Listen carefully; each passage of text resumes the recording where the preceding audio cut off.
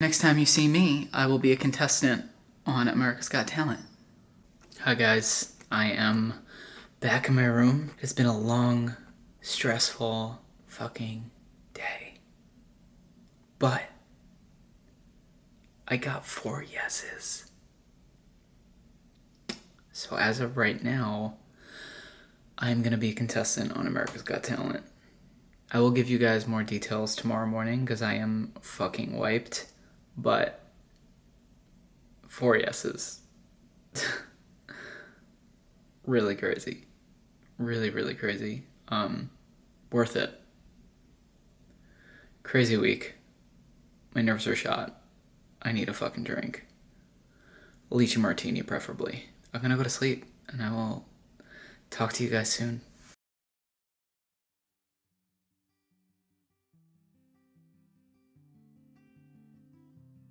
Hi guys.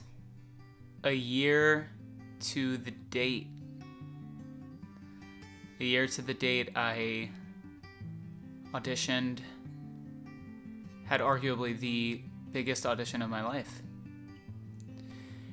It's surreal to think about that a year was just 365 days ago, and yet it feels like a lifetime. It feels like it was just yesterday. I remember that day so vividly. Sorry that I did not get a chance to update you guys when I got back home. It was just the rush and the excitement of letting everyone know, well, everyone being, my immediate circle and my closest friends, and just kind of waiting on what was going to happen. Because in all fairness, I did know, now that you guys are watching this, you obviously know that they never aired my audition and they never proceeded to put me through to the live shows.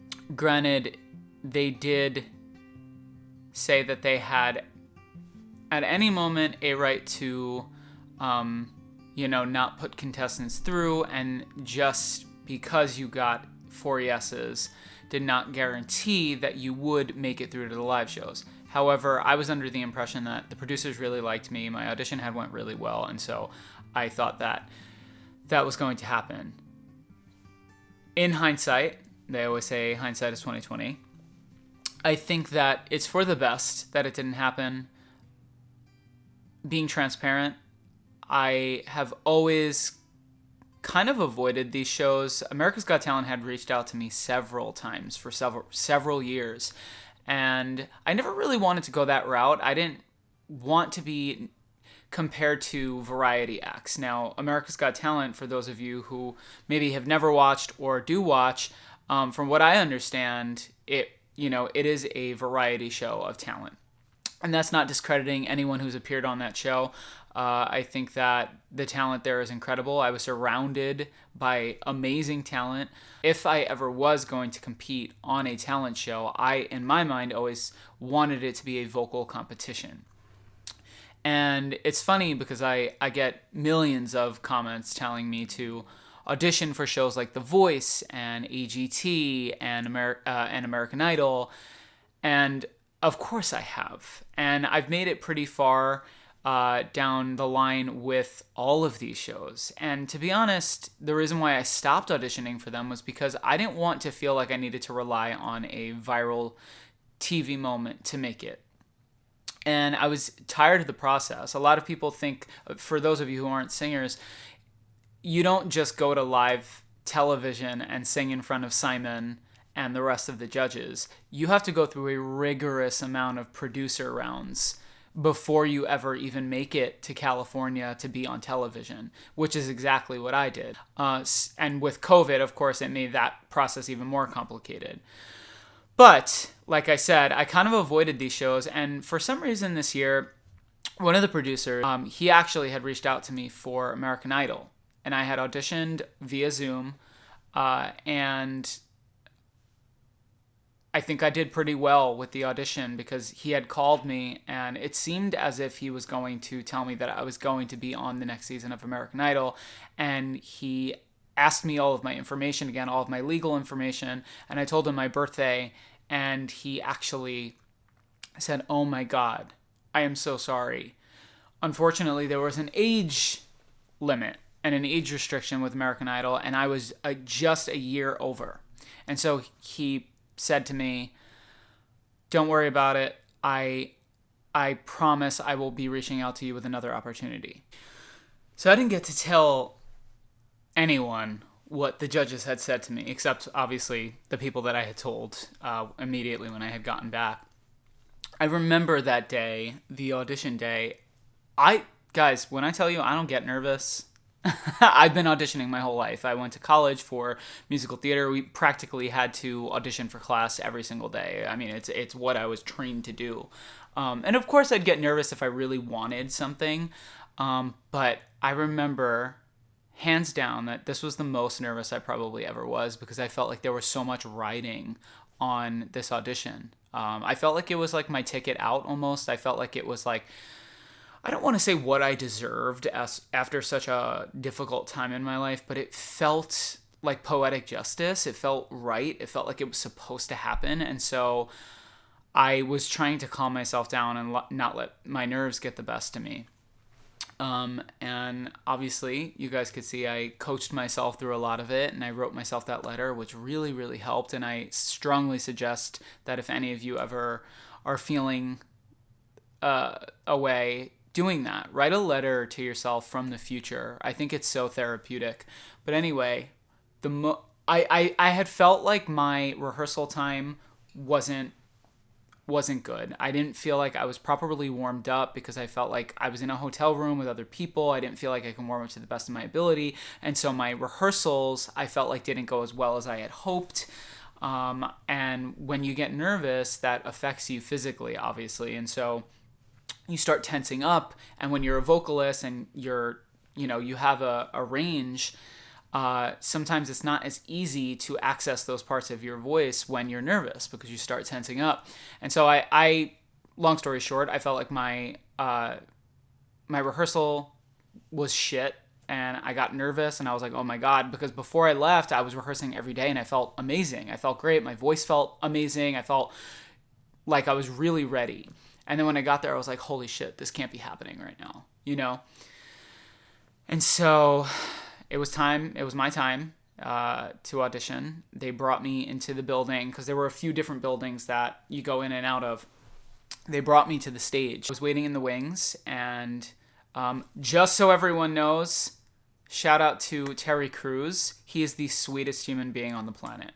I had an interview with him the day before my audition, which was all B-roll, promo stuff, and he was so sweet, and it looked like he was really like rooting for me, which was so sweet, because I think of how many people he has probably met and how many people he interacts with, and I could just tell that he was a really genuine, authentic human. And I remember Terry was in the wings right before I was about to go on, obviously doing his job, and then they basically, the guy that went before me was a comedian, and he did a really, really great job, and the audience was like roaring with laughter. Now, granted, I'm gonna fill you guys in on a secret, because it was still during the pandemic. They had filled some of the theater with mannequins, like dummy heads, and then I guess like through editing and whatever trick shots they had to use, made it seem like there was a real live audience. There was a live audience. There was about, I think, 50 to 100 people, and then the rest of it was mannequins, which was a little bit of it was kind of surreal and a little bit fucking creepy. But anyway, the comedian that went before me was hilarious, did a great job. And I was like, great, now I gotta fucking follow up somebody who did an amazing job, had the judges, practically on the fucking floor. So I walk out dressed in my garb, and I walk to the X that's on the center of the stage. Somebody hands me my mic. One of the crew members ran to me, handed me the mic, and Heidi Klum was the first person that recognized me or noticed that I had walked onto the stage, and she just went, "Ooh, who are you?" Like, she was intrigued. So I had introduced myself. I said my name's Corvyx, and Howie and Sophia both said hello. Simon was being Simon, of course, and for some reason I had I had the inkling that Simon wasn't going to like me, at least aesthetically and visually, because I feel like he's always given a hard time to people who come off eccentric. I've heard that he doesn't like Billie Eilish, or I don't know how true that is, but I feel like he also gave Adam Lambert a hard time on Idol, so I could tell he was just looking down at the paper while I was talking, and they asked me where I had gotten my name from, and I started explaining, and Howie actually seemed really interested, which was funny because there were rumors going around that Howie was being really mean to everyone this season, and Simon was being really nice, so that they had essentially switched roles. So Howie was being really nice. He was actually interested in the story of how I got my name, and Sophia was kind of like giggling, and she said something about how my name sounded like COVID, and then she kind of started laughing about it, and if I'm being fucking quite honest, it pissed me off, and I felt like it was like they were like laughing at my expense almost a little bit. So Simon cut me off as I was explaining how I got my name to Howie, and he was like, all right, he was like, what do you do for a living? And I said, well, I'm an artist. I said, I'm a videographer. I said, I'm a freelance videographer. I said, I shoot music videos for other artists. I said, I shoot my own music videos. And he kind of said sarcastically, he was like, oh, yeah, you shoot your own music videos? And I was like, yeah. And I was kind of like trying to joke back with him. And I was like, it saves me a lot of fucking money. And so he was like, all right, well, he's like, what are you singing today? He said, what are you doing today? And I said, I'm a singer. I said, I'm going to sing. And he said, is it an original or a cover? So I had said, it's a cover. I'm going to be singing Open Arms by Journey. And when I said that, he kind of like, he was like, oh, because I guess he wasn't expecting the song choice based on how I looked. So, I felt myself get really heated. I got kind of embarrassed because he had cut me off, and I felt a little humiliated, and I kept telling myself, don't let it get to you. This is your time. Just do what you came here to do. Just sing. Because I felt my ears get really red and hot. And it's that moment like right before you want to tell someone to go fuck themselves. And I was like, I can't do that. I'm on national television. And so they started the song. As soon as I started singing, the audience started kind of going crazy. You know, it was like one of those moments on television, like when you're watching The Voice and someone starts singing and the audience goes nuts. And it was nice. It was like a nice wave of confidence that I had gotten, and I saw the look on the judges' faces, including Simon, and they were all kind of like looking at each other like, you know, like shocked. And after I had finished singing, it was really a surreal out-of-body experience. It was strange. It was almost like I can see myself on that stage, but I also was so present that I was even able to take in their facial expressions. It was odd because in those moments, like, you think you're gonna black out. Like, I've had auditions where I'm like, what the fuck just happened? Because you go in, it's kind of fast, and when Simon had kind of embarrassed me a little, I felt like that was happening, and I was like, no, stay present, stick with it. And so I did. And so I sang. After I finished singing, Heidi Klum actually gave me a standing ovation. And so they had started their critiques after, and I remember Howie was like, you're a voice to be reckoned with. And he was just really impressed. And Heidi said, I love everything about you. She's like, I was not expecting such an angelic voice to come out. Sophia said, I loved your voice. You sounded like an angel. And that's why I don't understand why you need the weird look and the weird name. I remember the producers telling me, don't be afraid to talk back. You can talk back just as long as you're not violent and as long as you're not vulgar. And so I took the opportunity to kind of cut her off, and I said, with all due respect, Sophia, my name and the way I dress and my aesthetic and my talent are not two separate entities.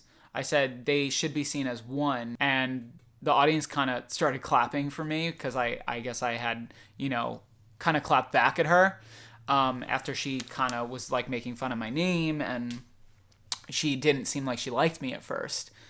But she did pay me compliments after I had finished singing. And then finally it was Simon, and Simon said, well, I have to agree with Sophia. He was like, I don't see why you need all of this. And all of this, I'm like, dude, there are fucking people here dressed as peacocks, but let's talk about what I'm wearing. So then finally, Simon's kind of like he runs the show a little bit. So he was like, all right. He was like, well, we're going to go down the line. Howie, what do you say? And he was like, I think you're incredible, and I think you're a force to be reckoned with. He's like, absolutely, yes. Of course, Heidi said yes as well. And Sophia said yes. And then Simon was like, he was kind of like mad because he didn't want to admit it, but he was like, you have a great voice. And he's like, 4 yeses.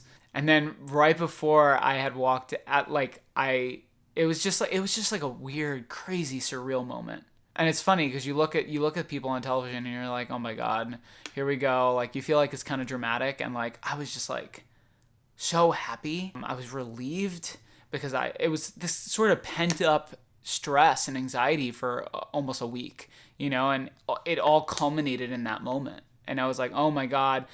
And they said, do you have anything you want to say? And I said, yeah. I said, I want to say that I'm here for my sister, and I'm here for my dog Gizmo, and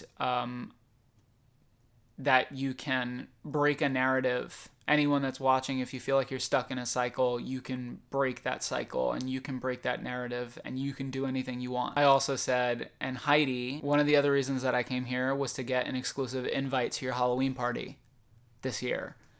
And she started laughing. So she didn't give me an answer. So I was going to start to walk off the stage, and I was like, is that a yes? And she said, you have to bring it though. She's like, and of course, yes. She goes, but you have to bring it. And Howie looks at her and goes, did you see him? Of course he's going to fucking bring it. So as soon as I got off stage and went into the wings, Terry Crews was there. I almost walked past him because I was like, oh my God, I need to call someone. I just need to like get out of this building. And they pulled me back in because they wanted like an immediate offstage interview. And he was like, how do you feel? He's like, what's the first thing you're thinking about right now? And all I could say was, I'm thinking about my dog, and that I did this for him. And when I had finished singing Open Arms by Journey, I kissed Up to the Sky, which would have been aired on television if they had chosen to air the audition. But I said, that's all I can think of right now. And then I had to do like a few more interview things and promo things the rest of the night. And like they had filmed like a whole little promo for me, like a commercial, and they told me like they were gonna have like ravens fly out behind me. And Corvyx is derivative of the word corvus, which means raven in Latin. So I had explained all that to them. So they had like all these promo ideas centered around me. So they made me stay really late to film that, which is why I, although they did say, even if you get 4 yeses, there isn't a chance, like there is a possibility that you may not get put through to the live rounds. I kind of thought that I was going to be, because they had taken, it seemed like extra time. So that's how it went. It was incredible. I still think the experience was amazing. Was I kind of bummed when I got the email that it wasn't going to happen? Absolutely. I was devastated because I really thought that it was going to happen. But I truly believe that it wasn't meant to work out for whatever reason it wasn't. Maybe I wasn't ready. Maybe it wasn't the right direction for me. Maybe I would have made it on the show. And sometimes with these shows, you know, the most talented people, the most talented singers make it on these shows and you never hear from them again. And unfortunately, I feel like people in the music industry will sometimes think you're tainted goods because you were on a show and maybe didn't win, or you were on a show and they kind of like, that's all they look at now. You know, like you were on America's Got Talent and you're the kid from America's Got Talent. So, of course, it would have opened opportunities if I had won, but maybe the demographic wasn't right for me. Maybe that's what the producers were thinking. Maybe I didn't fit their demographic because maybe older people watch America's Got Talent. Who knows? But obviously that is never going to stop me. I'm going to always keep going because it's what I need to do to survive. It's in my blood. I need to create. I need to be an artist. I need to sing. But I truly will always value that experience. No matter what. No matter what the outcome was, I will always value what happened there. I'm still a little fucking pissed that Heidi didn't actually send me an invite to her Halloween party. That would have been really fucking cool if she was like, you know what, I remember you. Even though you didn't get put through the live rounds, I remember you wanted that invite, here you go. But what an experience. Maybe what I'll do is I'll make the rehearsal videos that I actually did here in New York. I was rehearsing all summer, and I had to send back, videos back and forth to them with the songs that I was rehearsing with. Maybe I'll upload some of those if they're still on my channel. I had them private, obviously. And you guys can see me sing Open Arms by Journey. I also sang River by Bishop Briggs. I didn't sing it for my audition. These were like my backup songs, but Open Arms was my main song. So you guys can see that, and let me know if you want to see that. Anyway, thank you all so much. I hope you enjoyed this vlog. I hope you enjoyed a little insight into my experience with America's Got Talent, and on to the next.